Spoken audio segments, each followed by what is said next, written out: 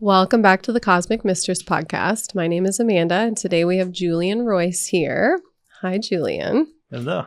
I would love for you to share just a little bit about yourself, the work that you do, and then we'll kind of go from there. We're going to talk about therapy. Today we'll talk about psychedelics. We might touch on integration and some other recent experiences that Julian has had. Yeah, sounds great. Thank you for having me on. I work here in Boulder as a therapist and meditation teacher and coach. And, in the realms of therapy, I've gotten a lot of additional training, after graduate school. And so today I'm incorporating psychedelic medicine, psychedelic therapy. I'm trauma trained. So a lot of the work I'll do with people involves helping them get in touch and access and heal past traumas. Mm-hmm. And I also do some couples counseling, which is, to be honest, the most challenging thing that I do. Oh, it's very challenging. Yeah, so I do couples coaching too. Okay. Yeah. Yeah. It's a interesting one. Yeah. And I would say foundational to all the work I do is really meditation and mindfulness. So incorporate that in everything. And I think that, that's what I've put a lot of attention and work into and like to share with people and ideally give people tools, and skills and understandings that they can carry with them for the rest of their life. So that's part of my goal with people. I love that. Yeah. So in the realm of psychedelics and trauma healing and therapy, I know that that will be something that you'll be offering in the future, and you're currently moving through a certification. Is that correct? Yeah, that's right. Yeah. So I've actually done a number of trainings with psychedelic therapy, and so I've been doing ketamine therapy for some years. I've done some sessions with cannabis, which is less common and less commonly talked about, but if used in the right way, it's not for everyone, but for the right people, can be an extremely powerful medicine. It can be quite psychedelic in its effects when you have the right set and setting. And the training I'm in now is for psilocybin specifically. And so I'm in the process of becoming an officially certified by the state of Colorado psilocybin therapist, which is really cool and exciting. Yeah. There's the Natural Medicine Act that some people may know about. So it's been, becoming a legal option in Colorado. Still illegal federally, unfortunately, but it's becoming legal here in the state. Yeah. So ketamine, psilocybin, and then what was the other one? Cannabis. Yeah. So as far as like trauma goes, are all three of these beneficial? What are the different factors that would like lead you to believe one or all may be beneficial for someone? Yeah, that's a great question. It's going to be individual. Yeah. And it's going to be some discussions and, the preparation process is so important, maybe the most important, getting to know someone and taking a really personalized approach. But there are some things we can keep in mind and track. I think for a lot of people, ketamine, it's very safe. It's on the World Health Organization list of top 10 essential medicines. So if there's a disaster or, some crazy hurricane in the Caribbean, when they're flying in medical teams, they'll have ketamine with them because it's very safe. It's been used for decades as an anesthetic. Can also have psychedelic effects at lower doses. And, that being said, some people have upset stomachs, some people just don't like it. But for many people, ketamine therapy with the right set and setting, you've built trust and rapport with your therapist. So you feel a sense of safety. Ketamine can be kind of like a warm safety blanket for some people. It can help them feel safer to access things that are otherwise hard to feel or face. And it's a great question. I guess the short answer is it's complicated. Totally. If someone, there's great research showing ketamine helping with treatment-resistant depression, for example. The ketamine is known as it's not a classical psychedelic, but it has psychedelic-like effects, and it's its own kind of unique, weird thing. And it has this dissociative quality, which in general, that has a negative connotation. Yeah. But for someone who is suffering from a lot of depression or a lot of anxiety or a lot of trauma, it can be really healing and helpful to have some disassociation from those symptoms, gain some sense of space, some sense of perspective. If someone who, for example, is really depressed can have an experience where they have like a break in the clouds and that depression isn't there, even just for a few moments or an hour or maybe half a day, whatever it is. Then they know that that's possible. And then, because part of the quality of depression is this negative belief that, I've been depressed. I've always been depressed. I'm always going to be depressed, or it'll things be are that way bad. forever. It'll be that way forever. And so anything we can do to break up that false negative belief can be incredibly empowering and healing.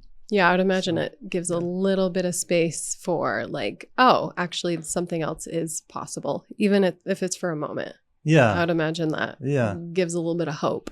That's right. Yeah. Yeah. Yeah. And I did a training with this organization called Innate Path, and they, use ketamine and cannabis. And in their training, they believe that cannabis can help with disassociation.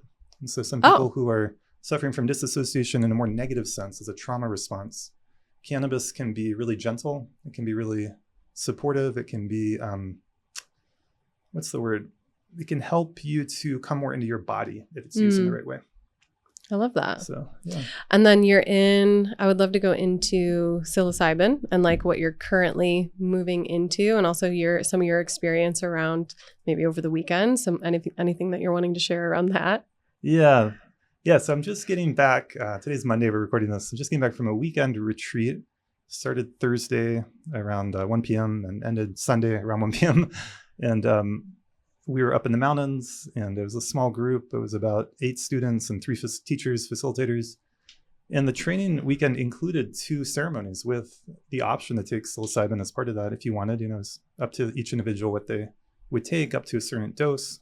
And so for the first ceremony, that it could be up to 3 grams of psilocybin, and for the second ceremony, it was up to 5 grams. And it was a really powerful weekend. We learned a lot just about the kind of nuts and bolts of what psychedelic therapy is and how to hold that space and how to help people connect with their sense of their spirituality, if they're open to that, and to create that container, create ceremony, and then the experiential learning, and receiving how those 3 facilitators who've been doing it for some time hold that space and what they offer, and allow yourself to be held too, because like a big piece too, I think, of being able to show up for other people is like the embodiment of the work that you're doing. So it sounds like too, I would imagine that allowing yourself to be held in the way that you're anticipating you're going to help other people and hold other people is likely very powerful. Yeah. I think it's an important part of therapy in general, of coaching in general, and psychedelic therapy is no exception.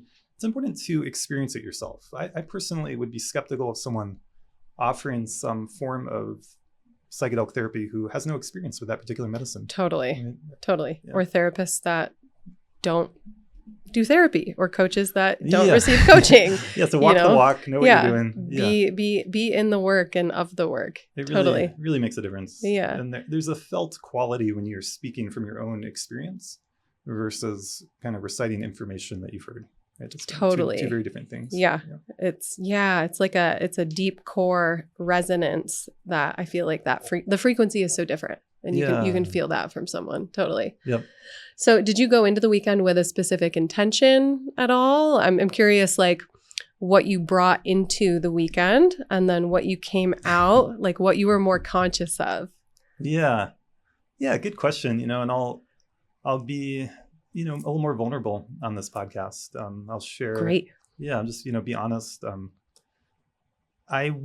So last Sunday, me and my partner had a really difficult thing happen, and we had some conflict, and it was really hard. So last week was really hard for me, and it didn't feel, fully resolved. Still doesn't feel fully resolved. So there was a part of me, to use that language from IFS, parts work, like there's a part of me that was like, man, this is terrible timing. This has been a tough week for me, logistically, getting up there, and I'm feeling some inner turmoil, and I'm feeling some anger. I'm feeling some sadness. There's some conflict that happened with my partner. It's not feeling fully resolved. That being said, we did talk Wednesday night, and we talked on the phone while I was up there, which was helpful. But I went into the weekend in a difficult spot. I was just kind of I was going through some stuff that I wasn't expecting, when we scheduled this months ago. Was there a part of you that was resistant to going since that had come up? Like, was it hard for you to show up and go, or were you still all in? There was some resistance. I was really checking in with myself. I wasn't sure, maybe I'll take a very small amount, or maybe I won't take any medicine at all for the first night, for example, or maybe both nights. Like, I have that permission. So talked with the facilitators about it, and I shared a bit with the group, and checked in with myself. And I would imagine you were feeling a little like resistant bringing that into the ceremony with like, wanting to like hold back a little bit because not knowing what was going to come up versus right. like, had you gone into the weekend, like, oh, I had the perfect week. Let's fucking take all of it. Let's totally, you know what I mean? Yeah. Like, and I also think that's such divine timing though, of having something like that come up, because it's also the work you're going to be doing. You know what I mean? Like people are going to be coming to receive the medicine, not because their lives are perfect. Right. Yeah, exactly. Yeah. I mean, I had, definitely had some resistance, definitely had different parts that were getting activated. And what can I share about it? I mean, and I had that perspective that you just shared, like, okay, this is a chance to work with this stuff. And people I'm working with, for sure, they have difficult stuff coming up, and things happen, and we don't get to, control that. I mean, all that being said, if someone has had a recent trauma or is feeling really unsettled or ungrounded or disturbed, or they're having just a lot of intense emotions coming up, I'm not necessarily going to recommend they do a psilocybin journey. Totally. And there can be value in it if you approach it the right way. So it's really a very individual thing. Yeah. Taking any kind of psychedelic is going to be opening. It can be unstable, destabilizing. You do want to have a certain amount of ground in your life and have, a certain amount of stability and allow that person to choose for themselves. Yeah. I think, so this is probably the first time in my life. I mean, it was a new experience for me. It was my first time doing a psilocybin ceremony with a group like this. And I think it was really kind of the first time in my life I had, because I did choose to take medicine. So it was the first time in my life where I embarked on a psychedelic journey and ceremony where there was more negativity and anger coming up for me at the beginning. And that was scary. There was fear around that. Yeah. And what was the fear? I think there's a healthy fear that I think pretty much everyone, if they're being honest with themselves, will feel before going on a journey like that. And some fear, some anxiety, and some excitement. And like I often tell people, fear and excitement are the same thing, the same energy. If we, there's a famous saying by Fritz Perls, who developed Gestalt therapy, that fear is the same as excitement without the breath. Yeah. Meaning if we can be present and embodied, it can become a kind of excitement. But the fear there is, one of the fears is, am I going to go on this journey and just get loop around a negative thought, or just be running anger, or kind of have a tour of like the hell landscape that your mind can become when you are feeling, anger or sadness? Am I going to be plunged into the depths of sadness and have to be there for 5 hours? Totally. Is that really going to serve me right now? So that was some of the fears. That wasn't the experience, but there was the experience of working with some negativity and some difficult emotions and some stuff that had been brought up for me. I can say that on the other end of it, when I'm waking up there Sunday morning and checking in with the group, there was a real sense of healthy pride that I faced some difficulties and was with them and didn't try to run away from them. And I came through the other side. I got to a new place through being with it. So. What about the power of being seen? Like the power of being seen in the quote unquote like negativity? Yeah. Because I know that that's a fear for a lot of people. That's been a fear for me too. Like, it's easy to be like bubbly and positive around people because, like generally people enjoy that. But there's also like, what if I'm sad for too long? Or what if I'm angry for too long? Like, what are people going to think? You know what I mean? But to have an experience where you're just accepted and allowed to have that experience with a quote unquote negative emotion and still just be held and received well, I think is very healing. Yeah, I agree. Yeah. I felt held and supported by the group and by the facilitators. And like other trainings I've done, this one is kind of walking this line of being a professional training and being experiential, and a chance for you to work with some of your own stuff, and your own healing, like we're talking about. And it's, I think that's good. I think it's honest. So it's not a situation where I'm doing this with a therapist that I've been seeing for months or years, and I'm going to see for weeks or months after.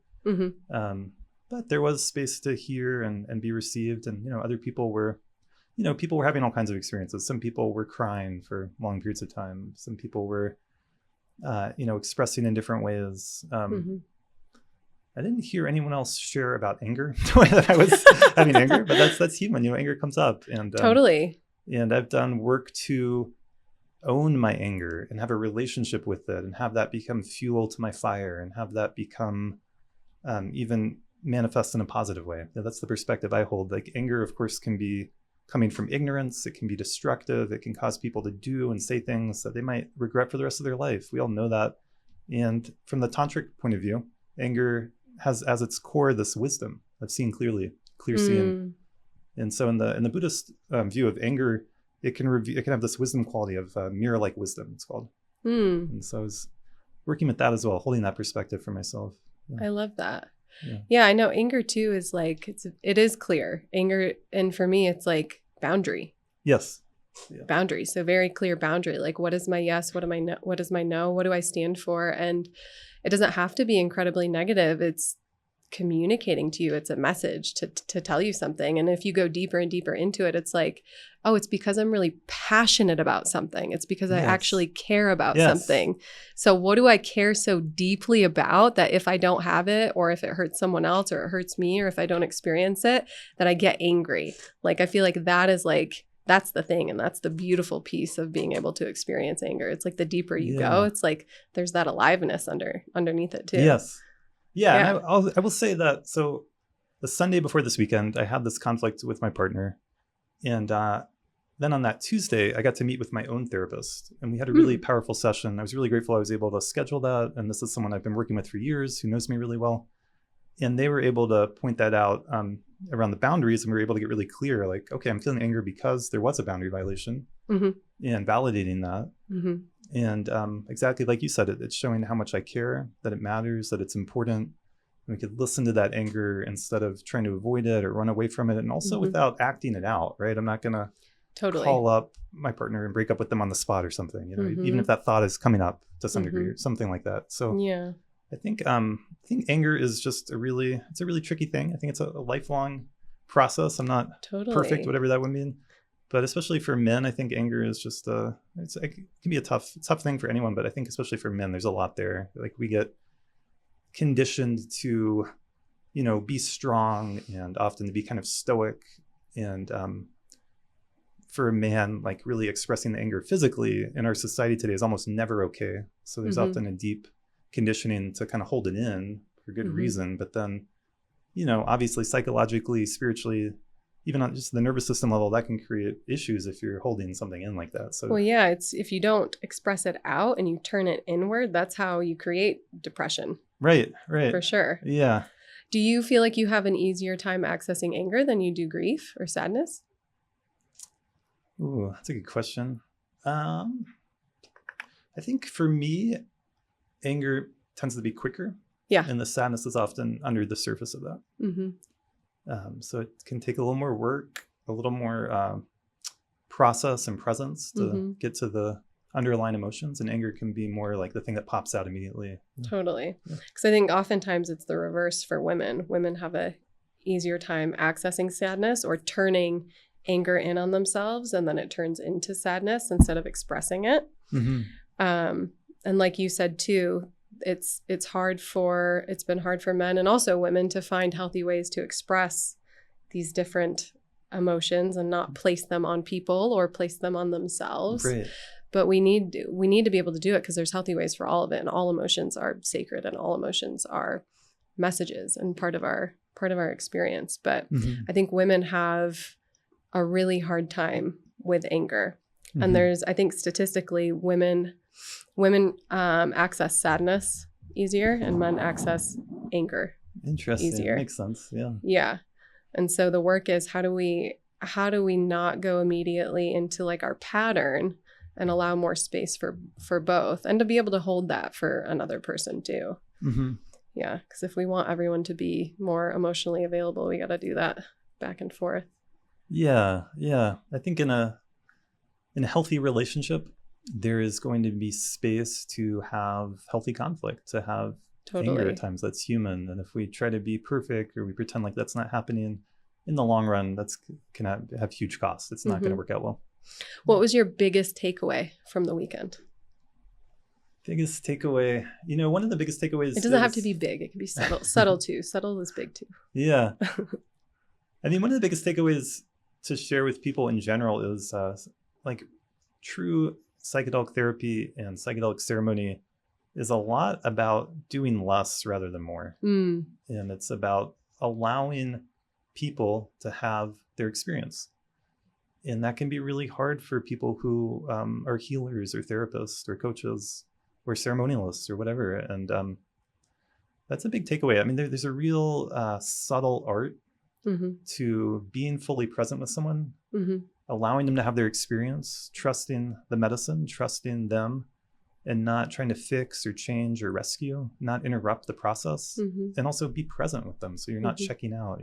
It's not like, oh, I'm going to trust their experience. I'm just going to go scroll on my phone for 5 hours. So and not attempt to lead them to have a certain type of experience, because in your mind, that's like the goal, or that means that like as a facilitator, like you're good and you did a good job. Like if the participant has a certain experience. Yeah.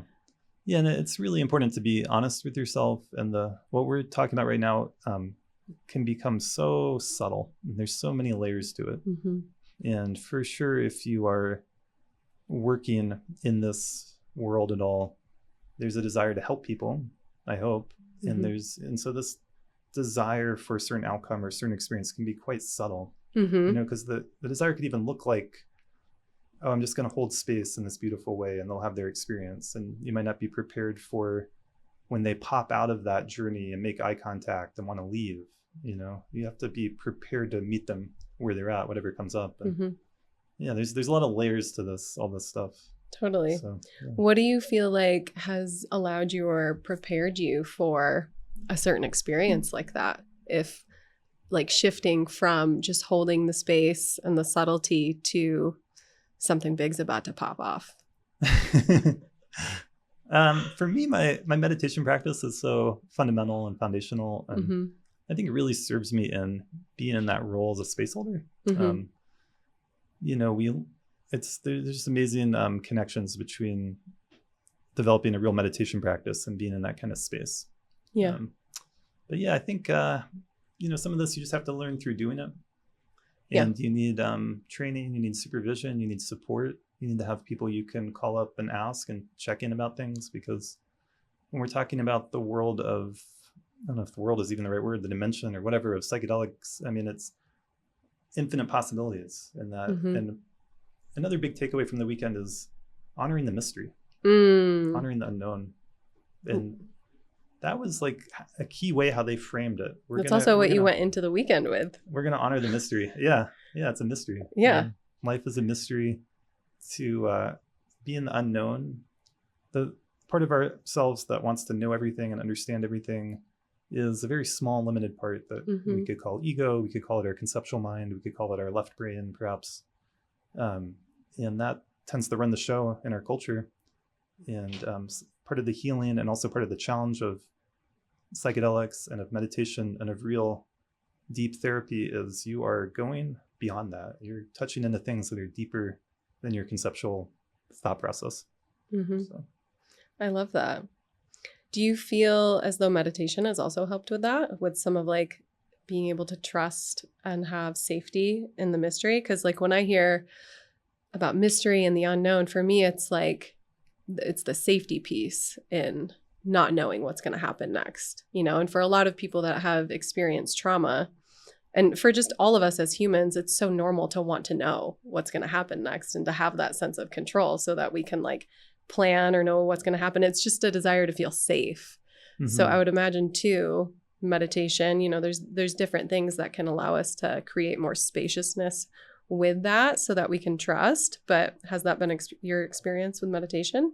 Yeah, definitely. Yeah. The big part of it, kind of expanding your capacity to be with that unknown, to be with the mystery, to not be caught up in thinking, to be in a sense of spacious awareness that is truly beyond thoughts. And we can all sense that, we can all access that, I believe. So yeah, it's been a huge part of it. I think there's some, I love these topics. It's almost like anything you say, there's other sides to it. And, Totally. It's not like just having a meditation practice is going to solve all your problems or anything.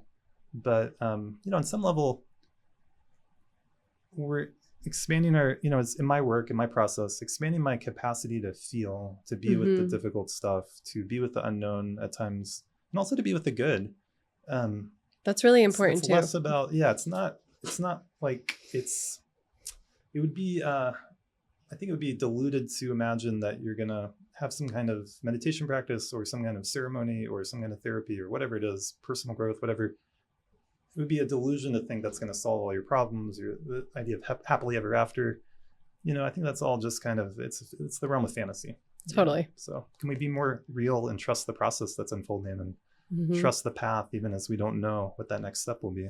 Yeah. I love that. As far as integration goes for you and just in general, what's been really influential for you? What does integration look like for you? Tell me about that. Okay, good question. I think, when we talk about integration, the word wholeness comes to mind for me. And one way we could look at integration is the process of becoming more and more whole. Whatever that means, it's open-ended on purpose. It's there's always room for more.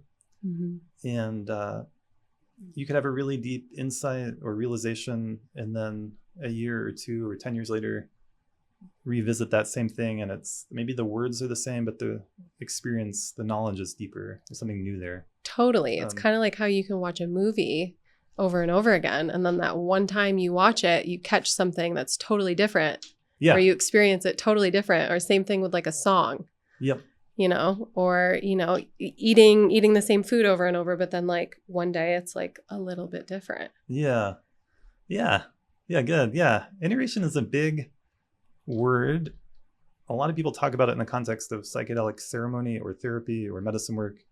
You have the preparation, you have the experience, and then you have the integration period.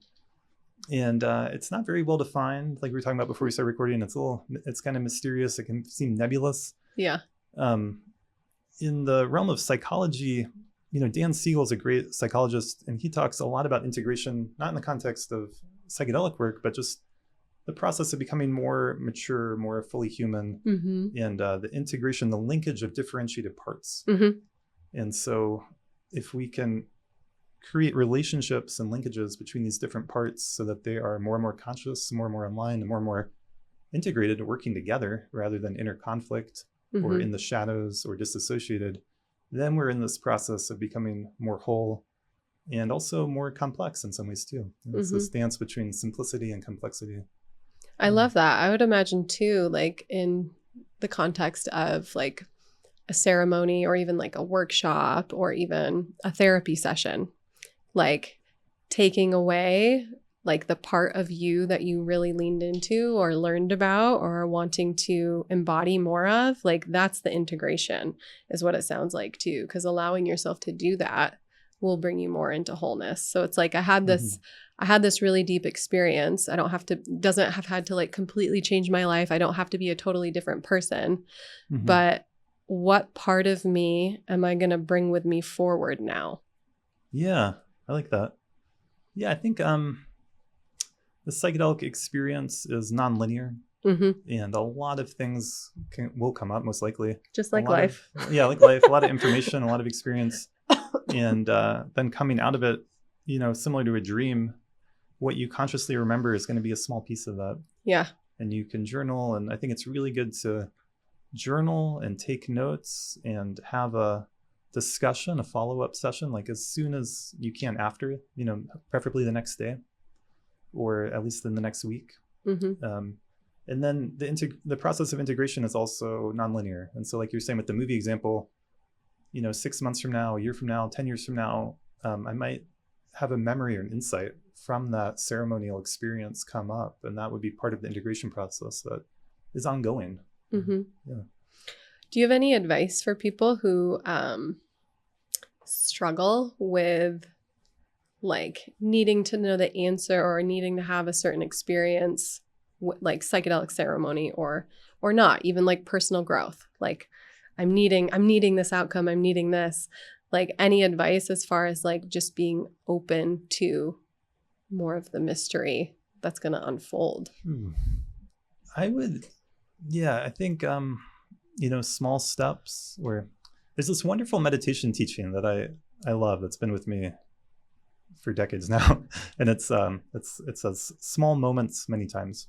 Can you touch into the mystery, into that unknowingness for a moment? And then can you repeat that many times? And that could be an approach to meditation, to integration. Yeah, I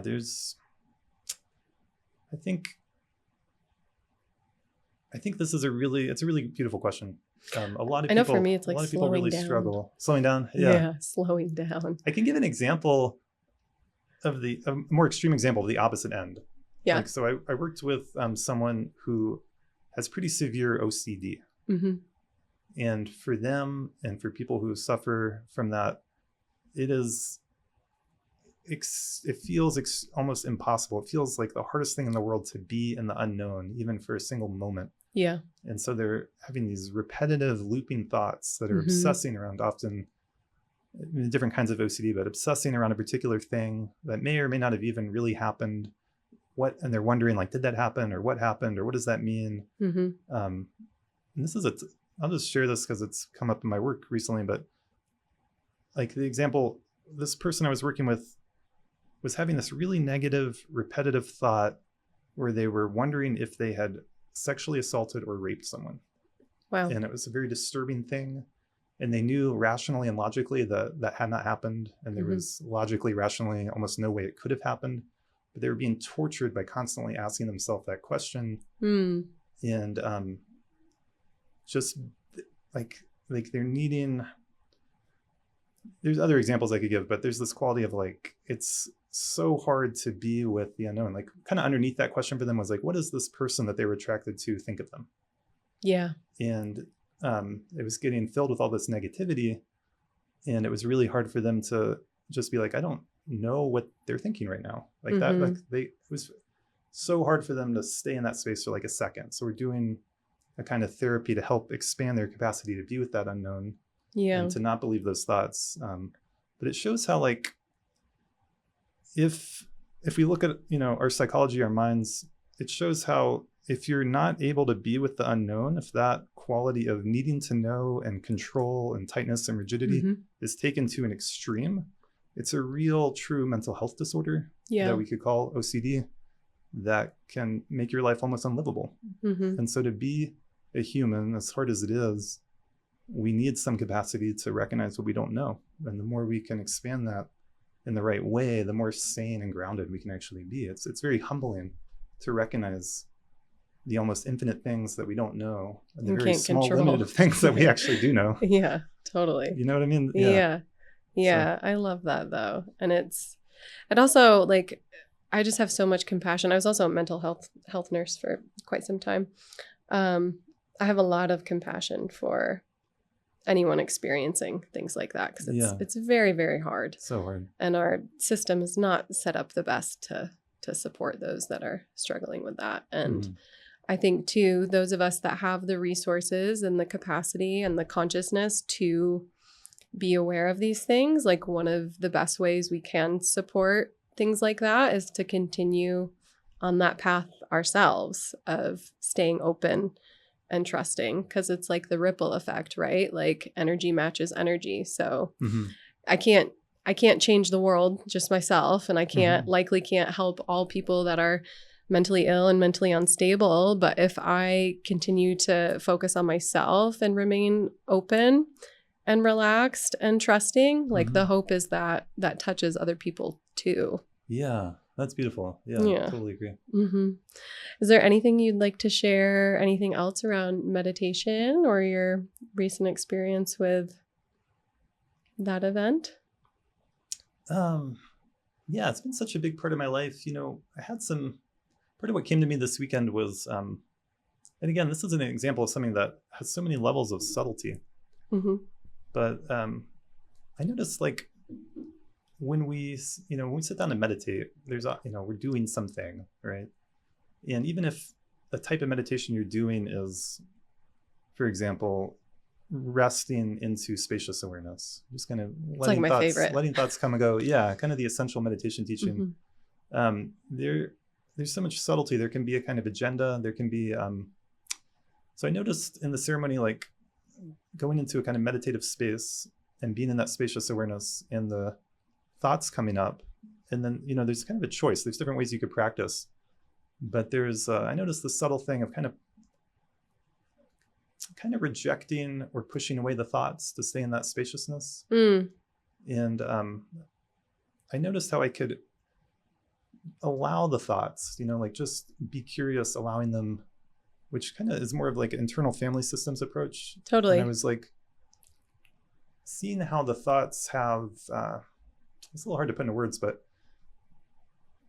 allowing the thoughts and without leaving that spacious awareness, and it's totally. It's like you're holding the container for them to just exist and move. Yeah. Rather than like continuing to push them down. I would imagine too that it's a different experience with when the thoughts are maybe not like super positive or fun to experience. There's likely more of that urge to like resist or push away because it's like, icky. But I think what you're pointing to as well is like when we can not detach, but understand that we're more than just the experience of noticing, you can actually hold that spacious container for whatever is there to come up. And then when you allow it, it will move. Yeah. It doesn't have to be the goal for it to move. And that's internal family systems, right? Like we're not trying to like reject or push anything away. We're just trying to like actually notice and become aware so that all parts of ourselves can come online and be on the same team. Yeah, and be in relation with them. Yeah. Yeah, one of the things that came to me in the ceremony was around what in Buddhism is called the 5 Buddha families. And so it's something I'm already familiar with. So, it's there in my mind. So on some level, it makes sense that it came up, but it was surprising to me. It's not something I've been thinking about for some time. But in the 5 Buddha families, it's a beautiful teaching from Tantric Buddhism. And it's kind of a map of our experience, and in particular of our different emotions. And so the first Buddha family is called the Buddha family. And then there's the, so it's a kind of understanding where like each Buddha family has an expression as wisdom or an expression as ignorance. And so I love that. It's like light and dark, or like, highest evolution versus shadow. Yeah. And so again, similar to internal family systems, you're not trying to get rid of or even really change anything, but to allow the wisdom quality to manifest and shine through rather than the ignorance quality. Yeah, I love that. Because I do believe too, like there's wisdom in everything. Like there's, trauma is hard, and oftentimes there's still wisdom in trauma. And there's wisdom. Absolutely. There's wisdom in all of our emotions. There's wisdom in all of our thoughts. There's wisdom in all of our parts and all of our experiences. But you forget that so easily when you're in it because it's uncomfortable. Yeah, exactly. And discomfort doesn't feel good sometimes. So that's a lot of the work that I do too, especially with women, is like, how can I hold the pain or the discomfort while also continuing to orient myself to something that feels good. Yeah. So I was just going to share about that. I mean, it kind of came to me in the ceremony in a kind of, new way for me, where I saw the 5 Buddha families, the Buddha family in the middle. And that Buddha is called Vairochana, in the Buddhist tradition. And it has that quality of spacious awareness. And its ignorance quality is dullness or ignorance. And then around it in each direction is like we were talking about earlier, anger, which could arise as a destructive thing, or the wisdom quality of clear seeing, mirror-like wisdom. And then there's one called Ratna Sambhava, which is connected with the color yellow, and its ignorant quality is like a kind of greed, and its wisdom quality is generosity. Oh. And then there's the green one is with jealousy, and the Buddha is Amoghasiddha, if I'm saying it right. And it's a green Buddha. The wisdom quality is all accomplishing action. It's the ability to do a lot of things. And it's connected with the element of wind. So this kind of movement and this kind of speed. But in its ignorant manifestation can be a jealousy of comparing yourself to others, of not feeling good enough. And then there's the Vajra family, which is the anger. Sorry, I said that one. Padma, so passion. So it's the red Buddha. And so that one, you know, the ignorance could be a kind of grasping, that kind of desire. But the enlightening quality is like this quality of like liberated, like wise, like passion, you know, like the good sense of like being in love with life, of having a liberated passion. Totally. Yeah. Creative force. Yeah. Yeah. I love that. I love that it gives you a little bit of like a plan and a strategy to work with them. Yeah, absolutely. Yeah. I love that. And okay. So that the wisdom quality of the passion or desire is discriminating awareness wisdom. So you can actually like see clearly what to adopt or to say no to. Versus a more ignorant expression could be like wanting to say yes to everything and getting overwhelmed or losing yourself, or you know, or some kind of addiction. So having discernment. Yeah, I love that. But that kind of came to me towards the end of the ceremony, and I was like sitting at that, and I was seeing, you know, this kind of mandala with the center and then the 4 points on the outside, and then seeing how that quality of basic ignorance in the Buddhist tradition points out like is there with all the other either poisons or wisdoms. So it's kind of like the Buddha family ignorant quality is, if it's a diluted expression, it has that quality of ignorance, whether it's aggression or jealousy or greed, you know, or just dullness. And then similarly with the wisdom qualities, that, you know, this kind of saw this interpenetrating quality from them, how they're all connected.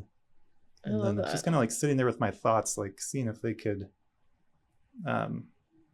be more in that wisdom expression without me like doing anything, but just like as they naturally are. So I love that. My experience, yeah. Well, that sounds wild too. And what you're pointing to as well is like something you hadn't thought of for a really long time that came in probably years later into your awareness for another moment to be. Yeah, that's right. To be brought back. It's like full circle. Yeah. And it shows the power of, you know, your understanding, your, like if you've trained or studied like philosophy or meditation, whatever path you've been on, then when you enter a ceremony, like that can become so powerful and potent, and you can experience it in a new way because it like reactivates it. And the psychedelic experience is really amplifying. Part of what's happening is it's amplifying whatever's in your mind already. So if you already have these practices and understandings, they can become amplified. And if you don't, you might be inspired to develop them afterwards, which a lot of people have had that experience. They had some kind of psychedelic experience and then later developed yoga or meditation practice because they know the value of it. They saw the power of their own mind. So I love that. That's so great. We're going to wrap up soon, but I have one more question for you, and then you can share like anything you want as far as like where people can follow you online, any offerings. So the question is, what would your heaven on earth look like, feel like? It doesn't have to be like a big, I'm going to change the whole world, but what would that be for you? Oh man, I love this question. Yeah, have a positive vision for the world, what that could be. Heaven on earth. Wow, it can be personal or collective. Yeah. Yeah, I think they're so interconnected. Part of the answer for me is a world in which the goodness and dignity of every being can be respected and can be seen and acknowledged. A world where, you know, we've lost touch with this wisdom of equality, which is that a janitor and a CEO are both human and they should both have equal rights. And someone being a simple farmer, or someone being like a monk or a meditator, or someone being a businessman, like to have this like shared respect and appreciation. And you know, part of the answer for me is we have to get over materialism. You know, like we're not really going to be happy when we're looking to materialism to solve all our problems. We're not really going to be happy. Can't die with it. You can't die with it. And there's a kind of emptiness and a kind of lack there that's driving so much of the greed. And, you know, even for someone who is financially so successful, you know, they could speak to this better than anyone. There'll be a sense of emptiness, a sense of the material stuff not really, yeah, it's nice. Yeah, there's good things about it, but we've gotten overtaken by this kind of materialism. Part of the answer is we need to create a culture where we can talk to each other and have different opinions and thoughts and beliefs without, you know, demonizing the other side and trying to destroy people. And we've seen that more and more from the left and the right in this country. And I think the left really needs to recognize that when they are approaching issues that in you know, today's day are so important to them, and to be honest, like they could change in 10 years or 5 years or one day, but like, for example, all these social justice issues people get so passionate about, there's a way in which the left has tried to censor and control what people can think and say that's spectacularly backfired. And I wish that they would recognize that. It's not helping them win elections, and it's turning people away from causes that could otherwise be good because they're demonizing the other side. And yeah, the other side does it too, but I've just seen it more in such a destructive way coming from the left, because it's you know, it's like, I just think the left really needs to take a hard, long look in the mirror and do some soul searching. Like, they need to, for everyone out there who hates Donald Trump, and I'm not a big fan, like, look at the reality where the majority of people in this country looked at the two options, and the majority of them made the choice that they made to re-elect someone who has been so divisive and destructive. The other side needs to really understand that, like, they haven't put forward candidates and policies that the majority of people think are better. And that's a hard pill to swallow. But until they do that, and I don't know if they are doing that, it's like, if they keep putting forth the same kind of failed ideas, it's going to keep having the same result. Yeah. I just got goosebumps when you said that. I love that. Yeah. Also, I love what you pointed to with just like honoring the human that's in all of us. Yeah. Honoring the human. So it's like every individual, but then also all the different cultures and countries and histories they all has their good sides and shadow sides. And can we develop a culture that kind of sees the essence, the kind of God essence, the pure essence, the basic fundamental nature, what IFS calls the self, or what Buddhism calls Buddha nature, or maybe what Christianity calls God, or, you know, whatever language you want to use. Can we see and trust that that's there at the heart of everyone, even if we disagree with them, and come from that place, rather than all the conflict and all the culture war stuff. Such a good answer. Thank you. Yeah, okay. That was so good. Where can people find you online? We'll put it in the show notes too, but if you'd like to share your Instagram, website, anything like that.